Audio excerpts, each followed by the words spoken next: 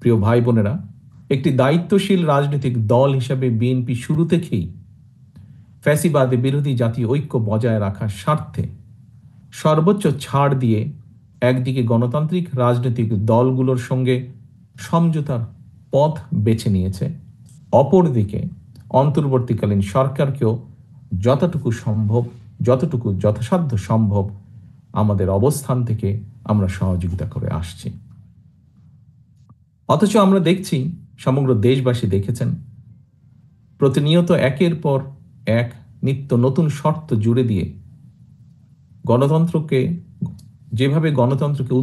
গণতন্ত্রের উত্তরণের পথকে কেমন যেন সংকটাপূর্ণ করে তোলা হচ্ছে।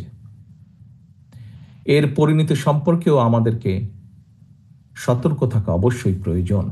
অন্তর্বর্তীকালীন সরকার আগামী ফেব্রুয়ারি মাসে জাতীয় নির্বাচন অনুষ্ঠানের সিদ্ধান্ত জানানোর পর নির্বাচন কমিশন যথাসময়ে নির্বাচনের তফসিল ঘোষণা করবেন। জনগণের বহুল প্রতীক্ষিত এই নির্বাচনে অংশগ্রহণের লক্ষ্যে গণতান্ত্রিক জনগণকে সঙ্গে নিয়ে বিএনপি সম্ভাব্য সকল প্রস্তুতি সম্পন্ন করছে।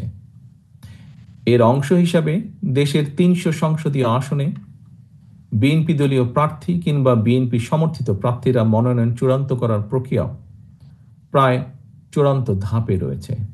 দেশের প্রতিটি সংসদীয় আসনে বিএনপির একাধিক যোগ্য এবং জনপ্রিয় প্রার্থী থাকা সত্ত্বেও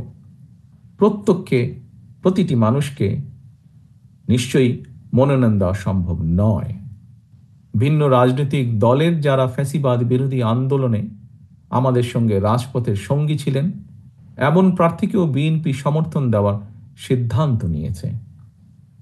এই বাস্তবতার কারণে হয়তো কিছু সংসদীয় আসনে বিএনপি দলীয় প্রার্থী মনোনয়ন বঞ্চিত হবেন।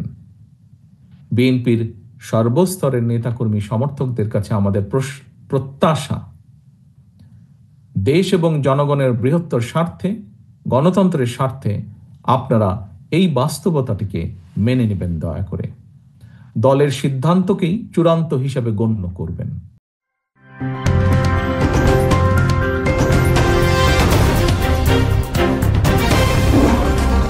Voice of Tiger.